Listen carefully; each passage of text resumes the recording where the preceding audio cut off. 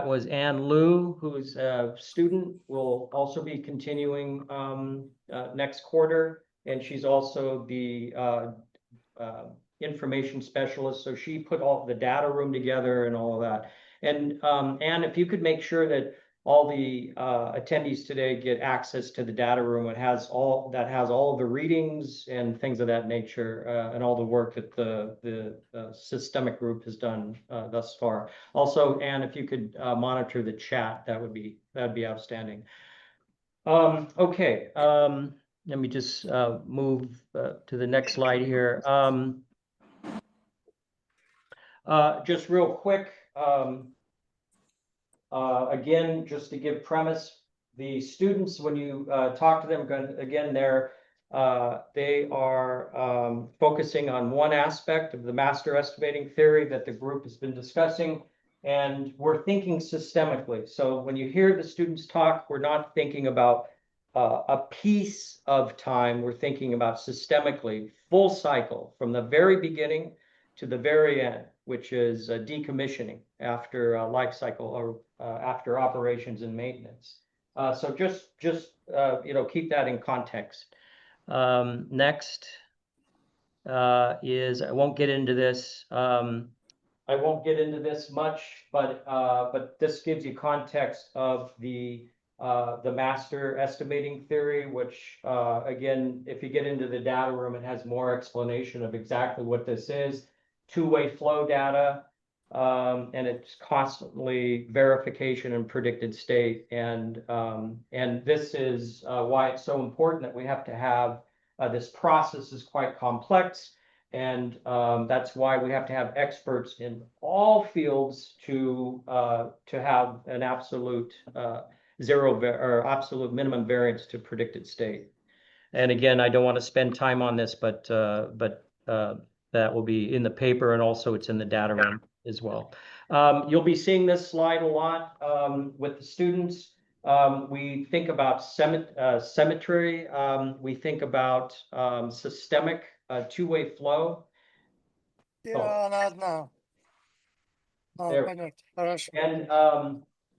so what this slide represents is the master estimate. It just visually explains how the master estimate is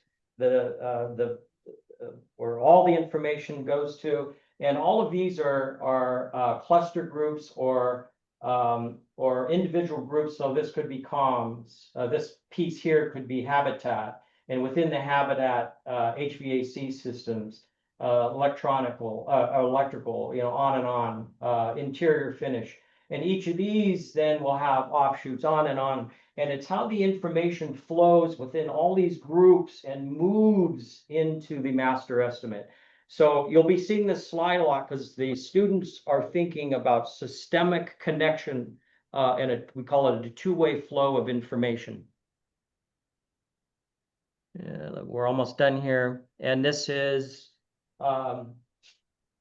what it looks in just conceptually or abstract. This is what it looks like. If you notice the symmetrical aspect of it, this is the very beginning. The complexity is as complex at the beginning as it is at the end. Someone needs to put their... we need to make sure... Okay. We need to make sure that our mics are on mute. Okay, thank you. Thank you. Okay. And Ну, он сказал, у него спрей есть, он сделает спрей. Все. Ладненько. Camara, if you could put your mute, if you can mute your mic. Он уже знает. Он говорит, я закрою стены. Да, я закрою. Я сказал, стены попросят. Let's see here. Ладненько. Hey, Paul, you should be Всегда, пожалуйста. Yeah, but I can't. Пока-пока. Can you send him a chat and have him? We're going to push through this. My screen won't allow me to see it. Go ahead and chat him and have him put his mute on mic or his mic on mute. Okay. So let me give you the criteria of the students. Students are undergrads. Two of them are graduating this week actually. They are observational study, so each student has observed the meetings, and we meet we meet weekly as a group for about an hour and a half to 2 hours, and then we meet individually as well. And each student works on a very specific interest that they have that is part of the bigger process. They are required to attend all national task force groups that we have, all meetings, and also they study the master estimating theory that we've talked about.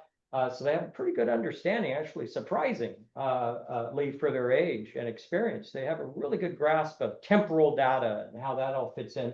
And also they're required not only to bring resources of readings in their presentation, which, by the way, their final project is to turn in a paper, which we will post, and also reference publications and readings that they used, and it's guided and as well. And they're also required to read all of the reading in the data room as well. So they're pretty curious of this problem or challenge that we're solving, and also they become quite articulate in their study as well. All right. Let's see here. Okay, so we have 3 students. The first one is Matthew Zhang, and he's going to be talking about return on investment, and that Steve Fear. Oh, thanks. Steve Fear with NASA set him actually on this journey, and it was just great mentorship that Steve inspired him to move in this very important subject of estimating. And then after that, you'll hear Ashiq Alay, and he's going to be talking about a really interesting thing as well, general requirements. Yes, general requirements. How we think of general requirements early on, and the complexity and why it's important. Thinking of general requirements very, very early on, and how that translates to solving problems and bettering our prediction downstream when we're actually in construction on lunar projects. And finally, then John Lunn. And John Lunn will be presenting on decision making, and how this will go is each presentation will go for about 10 minutes or so, and then in between we'll have Q&A. Now we're kind of short for time. We may move over a little bit, like 10-15 minutes. If we do, don't worry, we are recording this, but if you could stick to the end to have general questions at the end. This is a learning experience for the students. They have been really immersed. This is an extra piece of curriculum that they have. It does go towards their engineering degree, but they're really doing this out of love for learning and the industry. And without further ado, I'm going to pass this over to Matthew. Matthew, go ahead. There you go. And what I'll do is I'll be over here, and I'll go ahead and change this.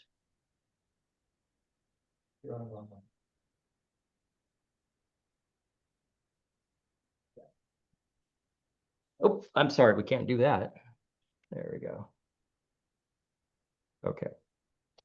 Hi, thank you everybody for coming to our presentation today. As Paul said, it's very exciting as it's the culmination of a lot of the analysis and work that we've done throughout our time here at UC Davis, and it's something that I know that me, Ashiq, and John are all very proud of in terms of all the work that we have done so far.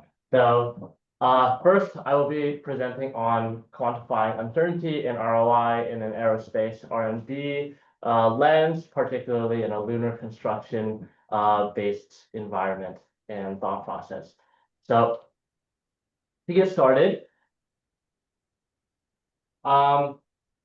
So what's exactly the problem and what do we have to tackle here? So already on Earth, a lot of mega projects, 75% go over by 30% or more in terms of cost, and their average schedule overrun will be also about 40%. Because of that, it's just not something that's allowable and something that can be tolerated in something as advanced as like lunar construction estimation context. It's these overruns and cost overruns would just be too devastating to take into account. And there are many different variables that come and attribute to this as well, such as the extreme environment of the lunar that lunar construction faces, such as the Regolith mechanics, supply chain delays, as well as thermal extremes. For your traditional ROI methods as well, they're traditionally done in not as long as development cycles, and being able to find or make a valid assumption that could fit that time frame that is fitting of a lunar aerospace R&D project like this is just not sufficient. So we need to find something that's able to capture all the uncertainty as well as adjust for any new information that has been made. And on top of that as well, there's a lot of uncertainty that goes into these innovative projects. What and how are we going to capture those, and how are we going to implement them into a system that can inform future decision making and really give us something that's worth looking at? So in our solution that we've looked into, it has come to what is called a natural gradient boosting distribution model. And also what we seek to do in terms of the solution is combining the quantitative and qualitative variables. Quantitative variables are going to be your backbone of making a robust data set that can inform future decision making. Things like the cost, the overrun, the crew productivity, things like that can be easily quantifiable and inform future decision making is what's going to be the basis of it. But in order to help capture that uncertainty as well, qualitative variables of asking questions to the experts most directly related to previous projects and the current project are also going to be implemented in order to assess the risk that's associated with them.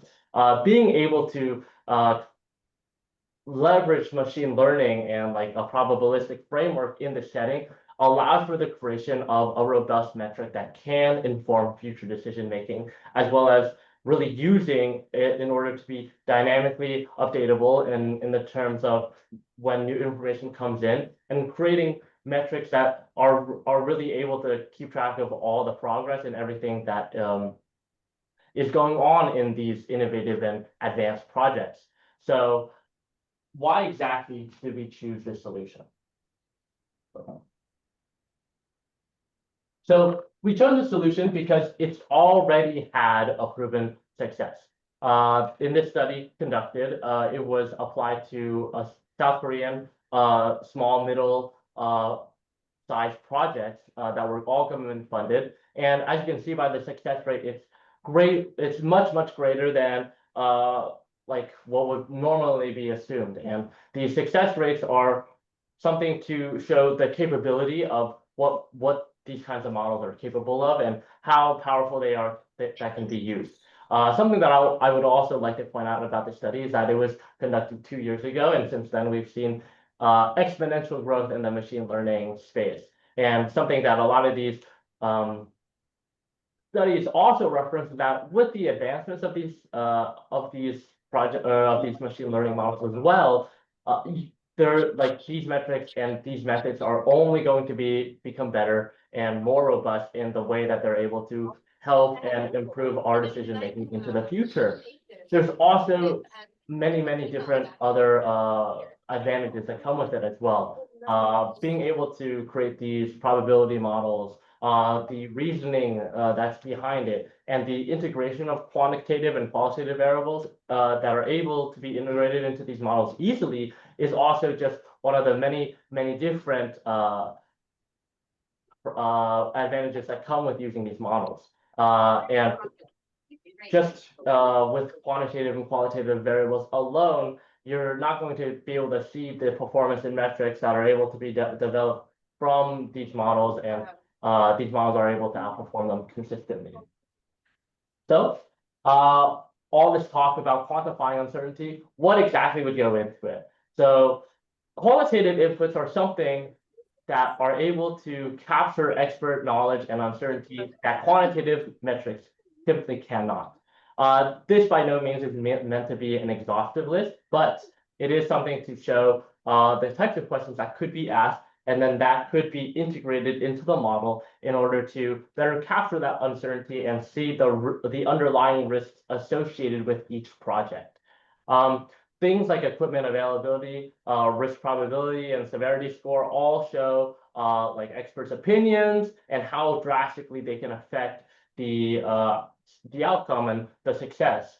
By correlating these and applying these also to previous projects that can be then fed into the model well, it's able to be trained on realistic data that's really been used in the past and able to show the success rates or the definition of success on what that really means as well. Something that was also integrated as well, and an important question is in scenarios in which you have multiple solutions or multiple things of different costs that can be integrated, what is the cost of mitigating those things? So if I were to up my capital spending or capital investment into these projects, would that do anything, and what would that do exactly to the project itself? So that's something that that like the mitigation cost factor and the contingency allowance is also supposed to capture in terms of what we think that could do and help in terms of the project itself. So these questions are just meant to showcase what can be asked and how they can be fed into the models in order to capture that uncertainty. And so there was a program that was built behind the scenes in order to show what can be done, and this is just an example output on what was generated by it. So to explain it very quickly, the baseline model, which is the blue, is it at its base. So what is the return on investment if there were no extra capital investments further down the line in order to mitigate certain things? So the baseline model is meant to show that, and meant to show that probability distribution. And the mitigated ROI is meant to show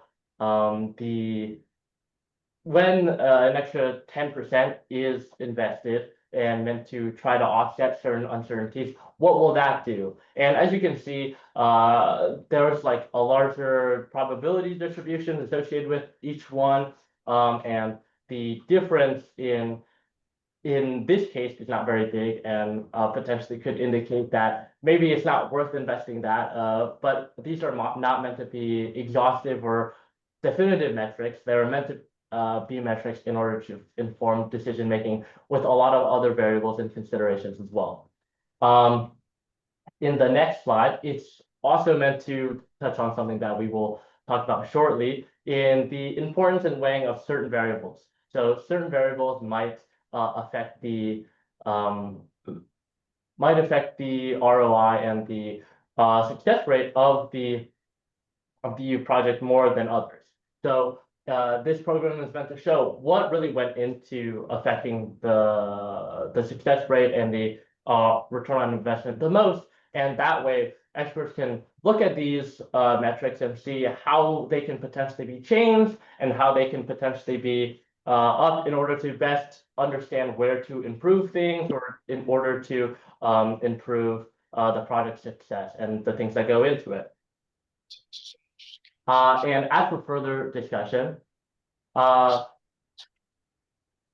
there are a lot of current capabilities already. So the scenario-based decision support, the continuous learning is all adaptable already in its current states in the example that was given. However, there are a lot of future extensions that can be done as well. So something more robust in the hierarchical expert weighting section can really boost the understanding and how it can really inform expert judgment and decision making in the sector. Both knowing where to focus on and where to look into more deeply can definitely be something that is further explored and helps experts in knowing where to best look into improve and in order to improve metrics like ROI.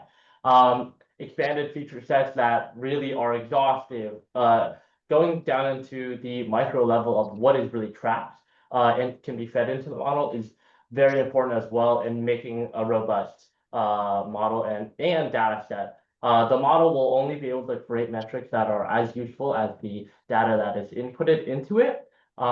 So first step is by creating a robust data set in order to really make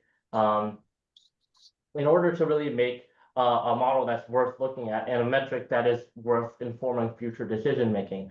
And as for other features that can be involved as well, more interactive feedback in which it's really connected to all parts of the project and allows for constant updating and things that are more active in order to allow it to become the best model that it can be. So thank you so much for listening to my portion of today's presentations. Great, let's put it to the last slide. I'd like to thank Matthew. Great job, Matthew. And something that he didn't mention, he's a managerial economics major here at UC Davis, and he joined this study group. This is how many quarters now? About 4 quarters. About 4 quarters, and he's the student lead of the student research group. So thank you, very good job. In the interest of time, I think what I'd like to do, and we sure do would appreciate your questions. What I'd like to do is if you could jot your questions down, and maybe at the end, let's have we'll have the speakers up and ask questions just so we can get through it. And so our next speaker is civil and environmental engineering student, Ashiq, and he's going to be speaking about exploring general requirements in lunar construction. So off you go to the races. And you're going to be graduating on Friday, and Matthew's going to be graduating on Sunday. So that's great. And how many quarters you've been in this study group? Yeah. This is my 4th quarter. Yeah. Hello, everyone. I'm Ashiq. I am a graduating senior here at UC Davis. And as I said earlier, this is my 4th quarter here under the study under Professor Martin. And this quarter, my focus has been on identifying the challenges when it comes to general requirements, why we need to identify them earlier on in the estimating process in the context of lunar construction. So these are main topics for the day. We'll start by defining what general requirements is and why it's important to identify them in this process. Then we'll focus on the challenges when it comes to GRs on Earth, and we'll talk about a current complex project called ETER that's going on in France. Then we'll translate that over to the and just talk about the challenges when it comes to GRs, and finally connect it all to the master estimate theory and the possible solution approach that we can bring for this problem. Now, starting off, what is general requirements? When we look at terrestrial construction, we have a master estimate that's broken down into several trades where each subcontractor is responsible for a trade of that construction project, where the master estimate itself will be managed by a GC or a general contractor, where there are 2 components that doesn't come under this umbrella, which consists of 1 general requirements and 2 general conditions. We won't be speaking about general conditions for this particular study, but our focus will be on specifically general requirements. General requirements mainly consist of the material and labor that needs to be present or completed for the actual subcontractor to perform their scope of work. So on Earth, this would mean specific materials such as large and heavy equipment when it comes to excavators and boom lifts, where these would be more shared resources, where multiple subcontractors would use these equipments and resources, and it would be extremely inefficient and expensive for every subcontractor to have it under their own estimate. There are some labor that's associated to running the project and to running the site efficiently, which where on Earth you would have traffic flaggers to control the traffic around the site, and crane operators, and you'd have to clean the site at the end of the day. When moving this towards lunar construction, the key component that's very important would be the payload, which should be the important constraint when it comes to lunar construction. Everything that goes on the payload, every material will be extremely rehearsed and practiced to very, very extreme precisions. But this is a key component that we just have to keep in mind when it comes to the context of general requirements. Now, just for some of the challenges that we see on GRs on Earth. First of all, the main struggle that we face here is that people don't think about GRs early in the estimating or in the construction process. And on Earth, this isn't much of a huge concern since as you can always get more material or extra labor if needed. But when it comes to space, this isn't really possible since astronaut schedule is planned to a 5-minute interval in the International Space Station. And this shows a level of precision that we need to achieve when it comes to lunar construction. And the estimate for general requirements needs to be very specific and needs to be complete so that we can reach absolute minimum variance, as said by Professor Martin in the earlier on.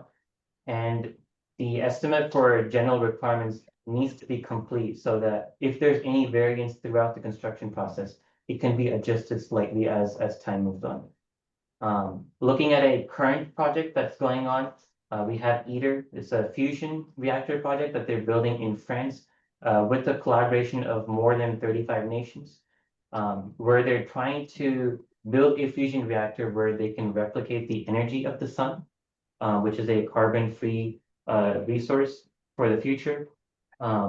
Where in order to build this reactor, you need to build a building in order to house this reactor, which was done between 2010 and 2014, where they released a project initiation document in 2007, which is the images that you see over here.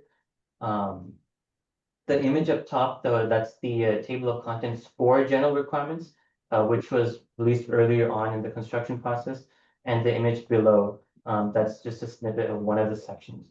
And as you can see, the general requirements in this document wasn't very detailed enough, as it was the decisions were very up in the air, and this just says, shall meet the following requirements, as they weren't too sure on the decision making or the technology that they want to proceed for the safety or the plasma that's required for the fusion reactor.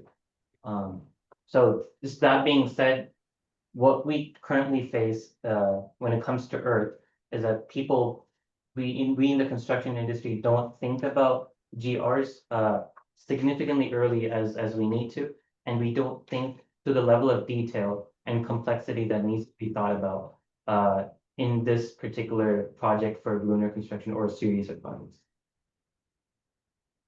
Now, translating that over to the moon, a certain element that would be different on the moon compared to the Earth would be the different hazards that we see on this particular area. Certain hazards that we can just see, for example, would be radiation, 1/6 gravity, extreme temperatures, both hot and cold, moonquakes, and most importantly, lunar regolith. Looking at a possible example of GRs for lunar regolith, this is one of many that we need to think, but just to bring something to the spotlight, we know that when a payload lands on the lunar surface of about 20 to 60 tons, it dissipates the lunar regolith to about to a velocity of 3,000 meters every second, where something, knowing the properties of regolith and to that speed, it could damage the nearby habitat or infrastructure. Where, some technology that's being brought up now in research includes some kind of a barrier to keep the regolith within a certain circumference, or put the landing pad so far away that you would throw the road through the habitat. Regardless of the decision-making or the technology that we do end up using, what we can see is that this stresses the importance of identifying GRs earlier on in this estimating process, so that we can see the level of decision-making that we need to bring for GRs for this estimate.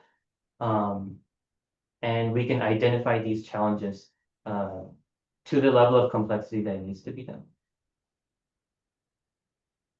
Now, finally, bringing this into the bigger picture, looking at a possible solution, we have the master estimate theory flow that Professor Martin showed earlier, where we have the master estimate that's broken down into smaller estimates, where each estimate would be considered as a system, where each system would have several line items, where each line item would have particular tasks that would outline every particular thing that needs to be done for this project.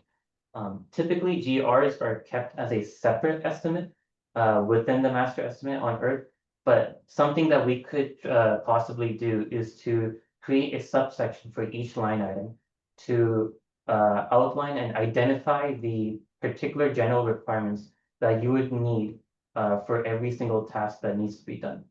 By doing so, we can ensure that we can eliminate any scope gaps that are a part of this project, and make sure that we can have a complete and thorough estimate when it comes to general requirements.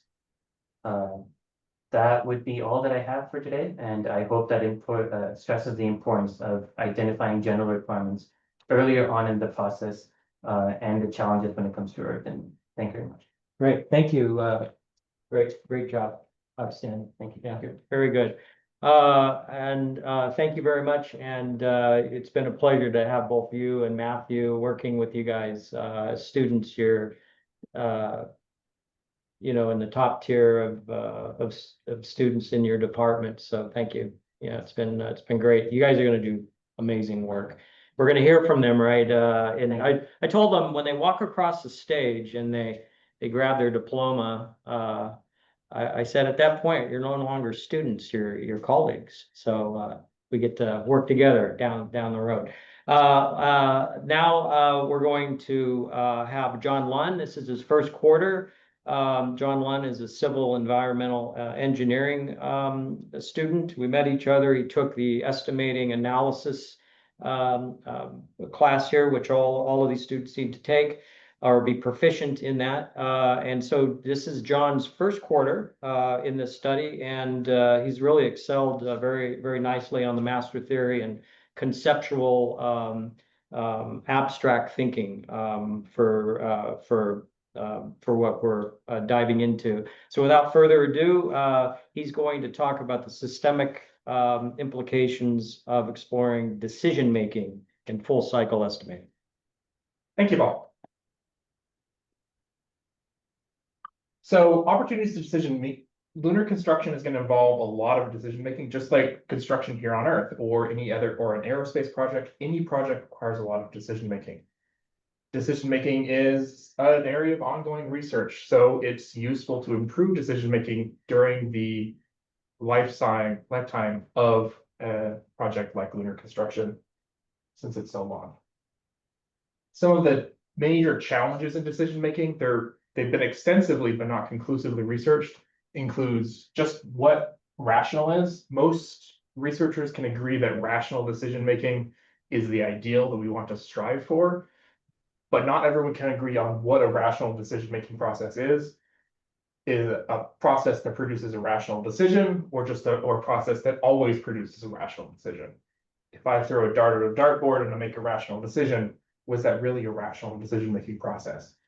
We also have to think about the difference between the normative decision-making model that we have, and what actually happens on the ground and in people's heads. Sometimes every organization has its own set of norms for decision making. They're not always followed. And it can be very expensive to make sure that norms are followed. And when norms are not followed, sometimes poor decisions are made. Even if you have a normative decision-making model that's actually followed in an organization, you're also concerned about making sure the goals that everyone on the team has and everyone making decisions have are the same. So in lunar construction, we're looking at a organization that involves not just NASA, but also a lot of other organizations and businesses, and might not all have the same goals, whether that's the advancement of knowledge, financial incentives, or social goods like environmental justice. And then once we have a norm and we have everyone on the same page, maybe the model actually isn't as good as we think it is. There's opportunities to improve both the implementation and the actual models that we use for decision making as we go through a project of this scale. Some examples of difficulties in decision making include the National Compact Accelerator experiment that was undertaken by the US Department of Energy. It was a very ambitious project that hoped to build a fusion reactor in a more efficient way, but although more complex way than the tokamaks, such as ETER that Ashiq presented. The design they had went through a decision-making process, but it proved to be unconstructable in the end.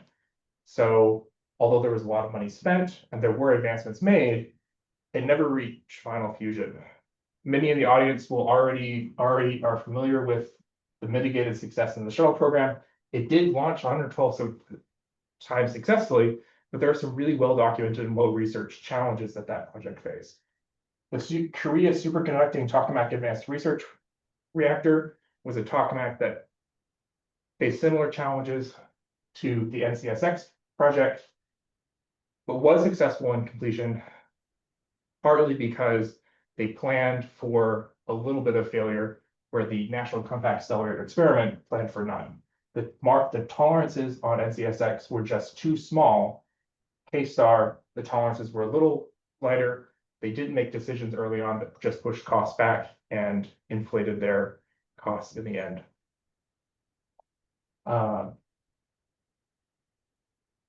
Some of the applications of the master estimating theory for improving decision-making during the lunar construction project include, as an example, just like Ashiq, I looked at launchpad. So there's some direct lessons, some physical lessons. What can we learn from building a launchpad, designing a launchpad? After a launchpad design, we probably are going to have a foundation that we can use somewhere else after evaluating whether or not it's a good fit for other projects like habitat foundations. But we can also look at decision-making lessons. Who made the decisions of the project? How were they made? What were they trying to do? And what did they actually manage to do? The process can be evaluated relative to the team using metrics of success, such as self-reporting and outside metrics from management outside of the team. And that evaluation can be used in future tasks, because not all tasks are performed in parallel. Even if everything needs to be done at the same time, some tasks are going to be completed ahead of others.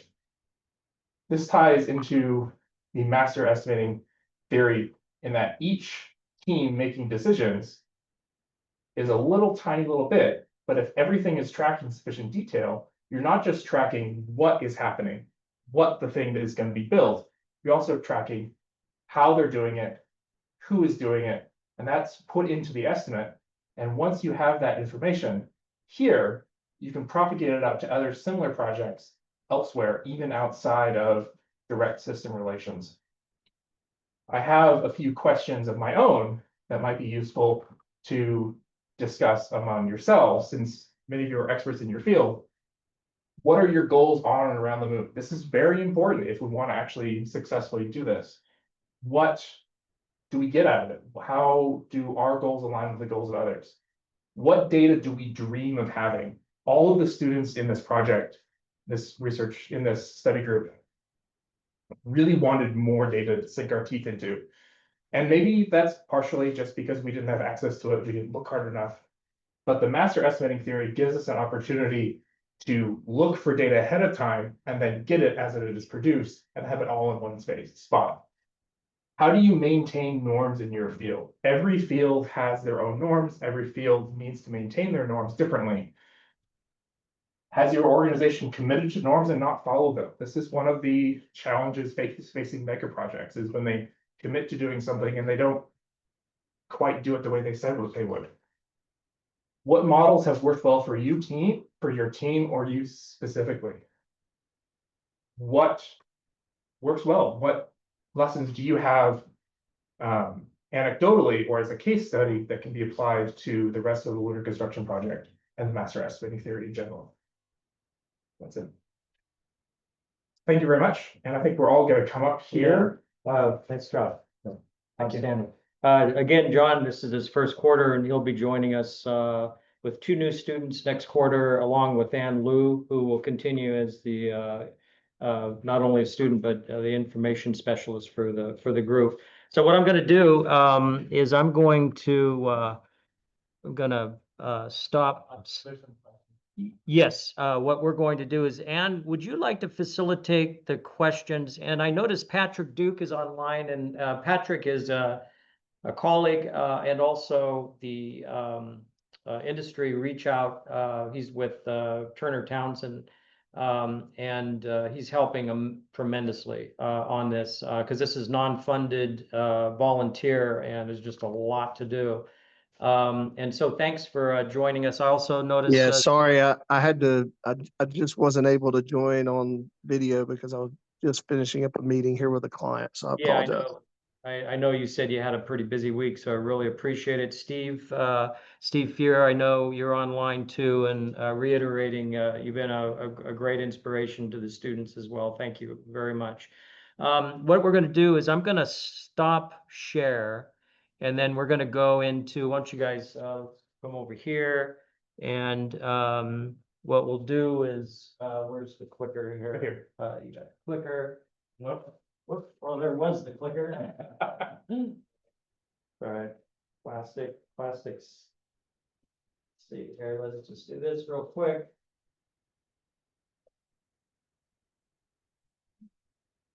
Okay, we'll leave that on. Okay, so what we'd like to do is, let's go ahead and open up the questions. Is there any, are there any questions in that, before we get into chat? Are there any questions that that any of you would have for any of the students? And I'll facilitate that. Any I do, but I have actually a question for each student. But in the interest of time, I don't know. Well, let's go ahead. We got 10 minutes, and let's go ahead and do that, and then we'll. Anne, if you could monitor the chat, that'd be great. David, go ahead. So then I'll just do it quickly and look for quick answers, and I'll just do it in the order you guys presented. Matthew, the NGBoost you were talking about, I think, is that the Python-based modeling software? I'm curious if you've used it or if you're sort of proposing to use it in these master estimates, or have you tried it, and what's your experience with it? Yes, so actually in the process of developing this, there were a couple models that were used. First, it was like a Bayesian neural network along with a Monte Carlo dropout that was used, but I was not able to find that was generating like good enough data or metrics that could be used. NGBoost was at the end, it was used to generate the graphs that we're seeing on screen. And it was just found to be able to look at the synthetic data that was based off of real data from a lot of different sources, like NASA's Spacebook, along with a lot of like European open source government agency documents as well. So I'm not trying to say that Natural Gradient Boost should be the one to use. But it's more of a demonstration on how powerful they can be in order to assess the creative metric that can be used to inform future data metrics. Yes, and also I'd like to thank Vashish, Dr. Vashish Sain. He's also worked with Matthew on this as well when he was getting into modeling. So thank you, Dr. Vashish Singh. That's great. That's fantastic, Matthew. That's really cutting edge, moving away from Monte Carlo. That's really good work there. Yeah, And then a question. Thanks, David. And if I can, I'll just ask one of each kid. Yeah. And am I saying Ashiq right? Yeah, that's good. So you mentioned that sometimes on Earth, general requirements can be a little vague. I think sometimes that's on purpose from owners to drive innovation from contractors so they don't over specify something and they don't get the best thinking. I'm curious if you think our mindset should change on the moon with respect to that thought process. Should we leave it open to generate more innovation, or is there just too much risk when you're talking about something like the moon? Yeah, there's just too much risk. As I mentioned earlier, we're trying to achieve absolute minimum variance. So we're trying to bring risk as low or as little as we can. So we don't want to have any surprises on the moon. Everything's going to be rehearsed here. Everything will be very, very well practiced. So it's not something that, you want to figure something out on the moon, which could then delay schedule and increase costs and so on. On Okay, Earth, good. things are kind of flexible, but when it comes to the moon, you're in different territories. So I love the fact that you've thought that through. That's really great. And then if I could have John, first of all, John, one of the statements you made about who made the decision and kind of why and what the outcome was in a post-mortem looking back, that's such a great comment. I think that's a big part of closing the loop in estimating and then looking back at a project post-mortem that's missing. And similar question, a corollary to the question to Ashiq. Norms, which I think you're talking about, are kind of like the values that a company might bring to a project, like safety first or cost or schedule. On the moon, who do you think gets to pick the priority? Who should pick the priority of those? Who should be making that decisions? Is it safety first, and then is it cost second, or is it schedule second and cost third? Or who do you think should make those decisions? So space disasters are really bad press, especially if someone dies. I think safety should be first in most terrestrial projects as well. You might find different answers from different people. One of the challenges with prioritizing which first cost or schedule is that Paul did an analysis. He estimated that a single astronaut on the moon costs about $2 million a day just to maintain them. So if you go over schedule, you have a huge cost that is much more significant than just maintaining extra laborers on hand on Earth. But at the same time, if you build everything ahead of time, you can reduce those costs. So if your lunar base is self-sufficient, the costs might go down. And there's some challenges. And it really does depend on what the status of construction and the general requirements, what has been built, are the astronauts still living out of a tin can, getting everything from Earth, or are they essentially just eating what they grow themselves? Fair enough. Very good. All right. Well, thank you. And all three of you just did fantastic presentations. I think we kind of know the professor that grades you, so I hope you all get an A. Thank you. Yeah. If they're in this group, they're destined to do an A because it's pretty competitive to get into the group. And we only take 3 to 4. That's it. Because we have to build it on top of everything else we're doing. Okay. Are there any other? David, these were really thoughtful questions. Thank you so much. Were there any other questions within the group? Patrick, you mentioned that you may have a question or two. I do. I was about to put it in the chat. Okay. Do all of you plan to continue your study in this arena, or do you want to apply these ideas to other things as you move forward in your career? Good question, Patrick.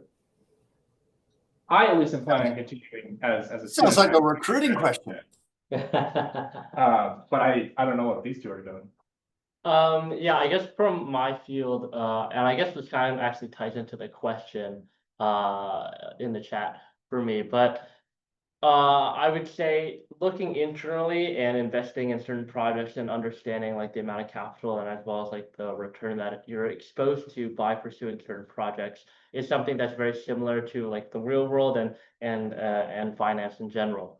When I was actually first looking into the subject, neural networks have actually been used in the field since 2009, which I guess goes to the monetary incentive that is behind innovating. So I think as for the question in the chat too, referring to what inputs are needed for the ROI model from like engineers and designers.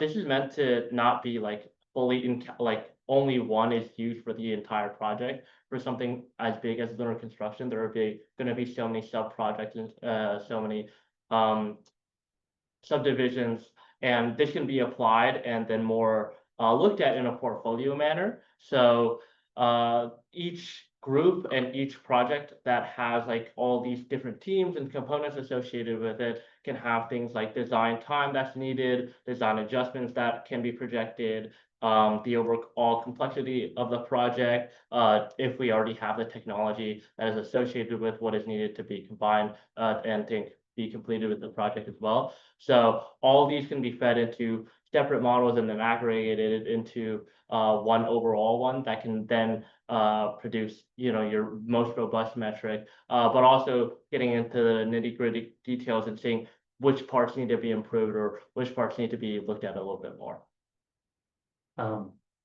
After graduation, I do plan on working for a general contractor. So a lot of these concepts to carry forward within my career and so on. And I have done a little bit of estimating for different GC before. So I think being a part of the study, it made me understand risk analysis on a different level, and also understanding just what risk is and how we evaluate risk.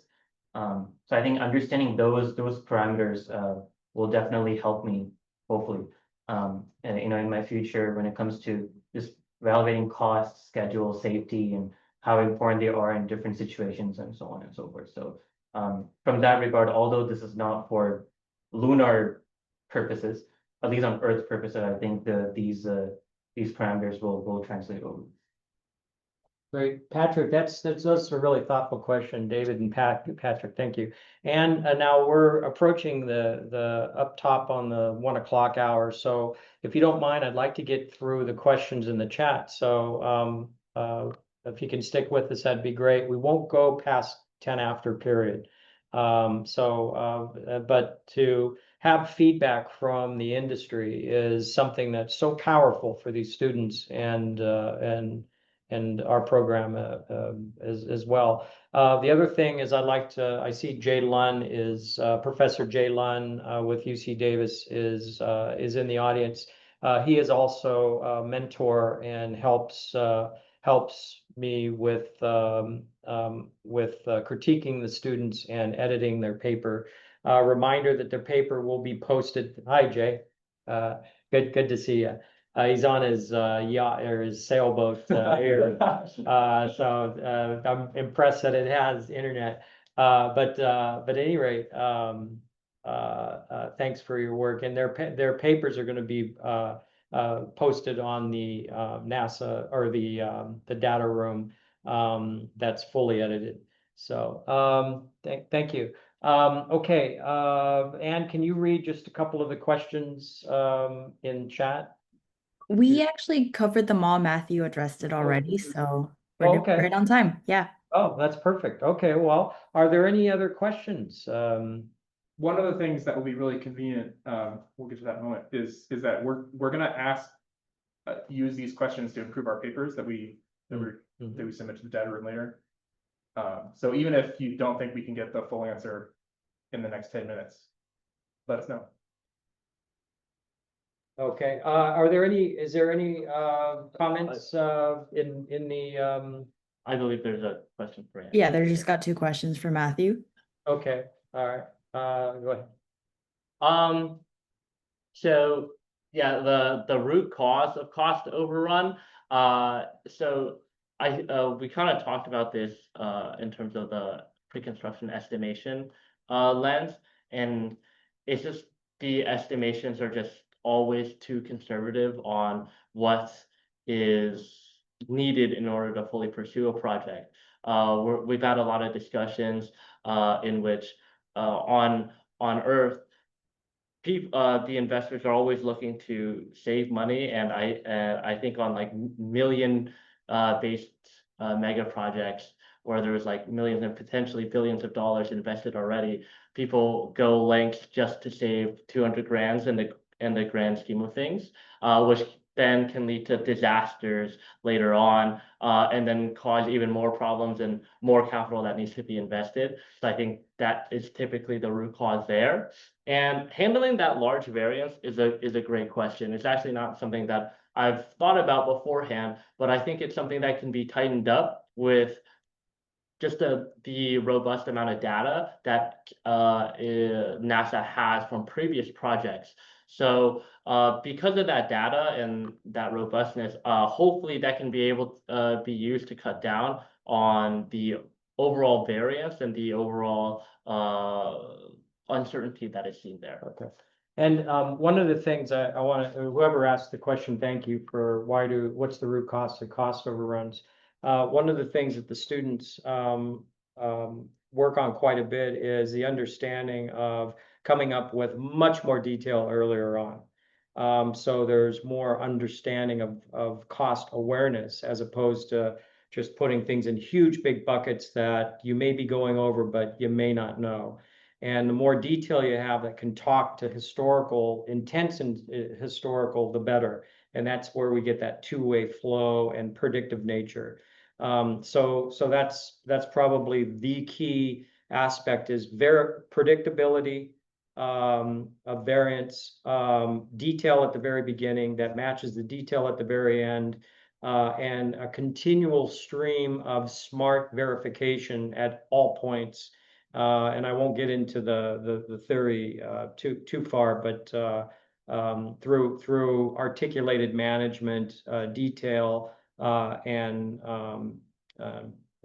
predictions of just very quickly, if you have a technology, just because we don't have all of the components of the technology doesn't mean that we should not account for the detail.